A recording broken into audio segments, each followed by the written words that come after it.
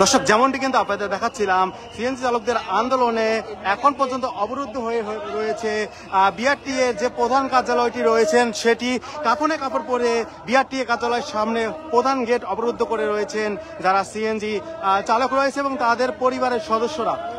আচ্ছা, আপনাদের আজকে কি কি দাবি নিয়ে আপনারা এখানে এসেছেন, এখন পর্যন্ত আপনাদের আপডেট কি?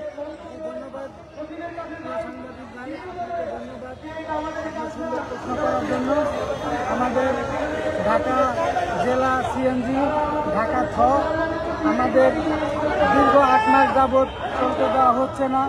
আমাদের 16টি ইউনিয়ন কেটে নিয়ে ঢাকা মেট্রো এরিয়া বর্ধিত করা হয়েছে, কিন্তু আমাদের গাড়িগুলো যেই এরিয়াগুলো কেটে নেওয়া হয়েছে, আমরা সেই এলাকার বাসিন্দা। আমরা সেই এলাকার বাসিন্দার হয়েও আমরা আমাদের এলাকাতে আমরা অবৈধ এবং বিভিন্ন সংস্কারমূলক লোকেরা আমাদের বিভিন্নভাবে হয়রানি এবং নির্যাতনের মাধ্যমে আমাদের এই পর্যন্ত চলে আসছে। আচ্ছা, আমরা আপনাদেরকে দেখানোর চেষ্টা করছিলাম সবশেষ কি অবস্থার মধ্যে রয়েছে এই বনানী কার্যালয়ে, এবং বনানী কার্যালয়ের সামনে এখন যে অবস্থানটি সেটি দেখানোর চেষ্টা করছিলাম আপনাদেরকে। প্রধান গেটটি দেখানোর চেষ্টা করছি এবং সকল গেট বিআরটি এর সকল গেট অবরুদ্ধ করে রেখেছে যারা সিএনজি চালক রয়েছেন, তাদেরকে দেখানোর চেষ্টা করছি। এবং তারা যেটি বলছে যে দুটি প্রধান গেটই অবরুদ্ধ থাকার কারণে কিন্তু এখন পর্যন্ত কেউ ভিতর থেকে বাহিরে প্রবেশ করতে পারেনি, অর্থাৎ বিআরটি এর কার্যালয়ে যারা ভিতরে রয়েছেন তারা কেউ এখন পর্যন্ত বাহিরে প্রবেশ করতে পারেনি।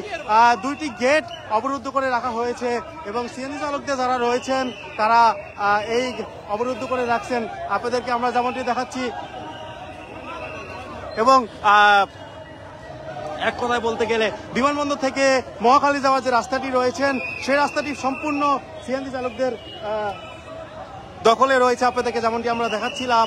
এবং তারা 12টার পর থেকেই মূলত এই অবরুদ্ধ করে রেখেছে এবং কিছুক্ষণ আগ থেকে বিআরটি এর যে গেটগুলো রয়েছেন সেই গেটগুলোও কিন্তু তারা অবরুদ্ধ করে রেখেছেন, আমরা যেমনটি আপনাদেরকে দেখাচ্ছি।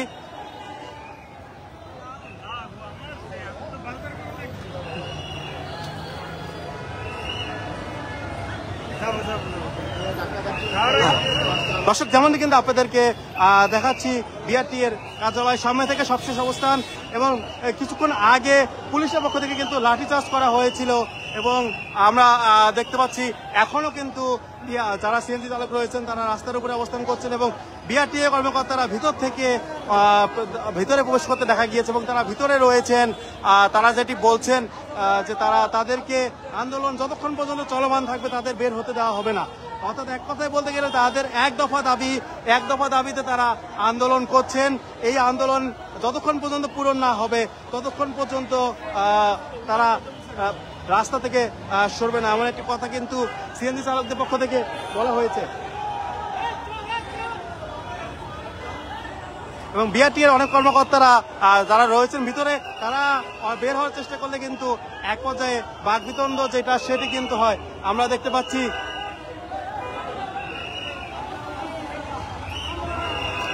মহাখালীর বনানী যে বিআরটি কার্যালয় রয়েছে তার সামনেই অবস্থান করছেন সিএনজি চালক এবং তাদের পরিবারের সদস্যরা, তারা এখানে অবস্থান করছেন। এখন পর্যন্ত এই রাস্তাটি সিএনজি চালকদের দখলে রয়েছেন এবং সিএনজি চালকরা যতক্ষণ পর্যন্ত তাদের দাবি পূরণ না হবে, তাদের এক দফা দাবি যতক্ষণ পূরণ না হয় ততক্ষণ পর্যন্ত তারা এখানে রাস্তা প্রধান সড়কের উপরে থাকার ঘোষণা দিয়েছেন।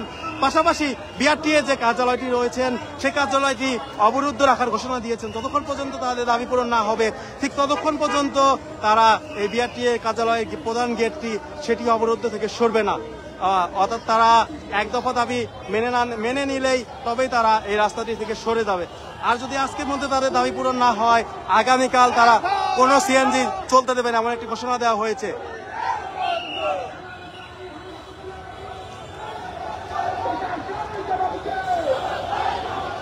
যেমনটি কিন্তু আপনাদের দেখানোর চেষ্টা করছিলাম বিআরটির কার্যালয়ের সামনে সবশেষ অবস্থান।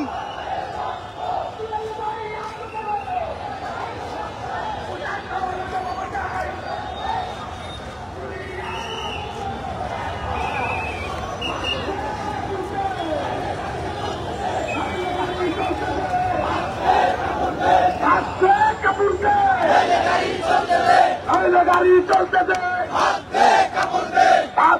কাপড় দে, ডাকাতে ডাকাতে, ডাকাতে ডাকাতে, আমার গাড়ি ডাকাতে, আমার গাড়ি ডাকাতে, চলছেই চলবে, আমার ভাইয়ের রক্ত, জুয়েল ভাইয়ের রক্ত, এখনো কেন গুম হবে, প্রশাসন জবাব দে, আমার ভাই গুম কেন, আওয়ামী লীগের দোষরেরা, সিদ্ধান্তের পদত্যাগ, এদিকে পদত্যাগ, আমাদের 12 জন আহত, আমাদের 12 জন আহত কেন, আমাদের ভাইয়ের রক্ত কেন, আমাদের যৌক্তিক দাবি, আমাদের যৌক্তিক দাবি ঢাকা সহ মহানগরীতে চলার জন্য আজ থেকে 15 দিন আগে আমরা অবস্থান কর্মসূচি করেছিলাম। বিআরটির চেয়ারম্যান আমাদেরকে আশ্বস্ত করেছে যে আপনাদের দাবি যৌক্তিক, আপনাদের দাবি আমরা মেনে নিব, তো আমাদেরকে 2-3 দিন সময় দেন। আমাদের সচিব সাহেব অসুস্থ, তো আপনারা আমাদেরকে 3-4 দিন সময় দেন। সেই ভিডিও ফুটেজ আমাদের কাছে আছে। তারপরে আমরা 3 দিন চেয়ারম্যানের সঙ্গে দেখা করতে আসলাম, 1 সেকেন্ডের জন্য আমাদের সঙ্গে সে দেখা করে না। আজকে মেট্রো মালিকের কাছ থেকে লক্ষ লক্ষ টাকা বাণিজ্য করে তারা আমাদের এই ঢাকা যৌক্তিক দাবি, এই আমাদের 16টা ইউনিয়ন 2016 সাল থেকে যারা দখল করে রেখেছে, আজকে এই হাজার হাজার জনতা তাদের জায়গা দখলমুক্ত করতে এসেছে। আমাদের জায়গা আপনাদের মাধ্যমে আমরা ফেরত চাই। আমাদের 16টা ইউনিয়ন যেটা মহানগরে প্রার্থী করছে 16 সাল থেকে, আমাদের জায়গাগুলা মেট্রো মালিকদের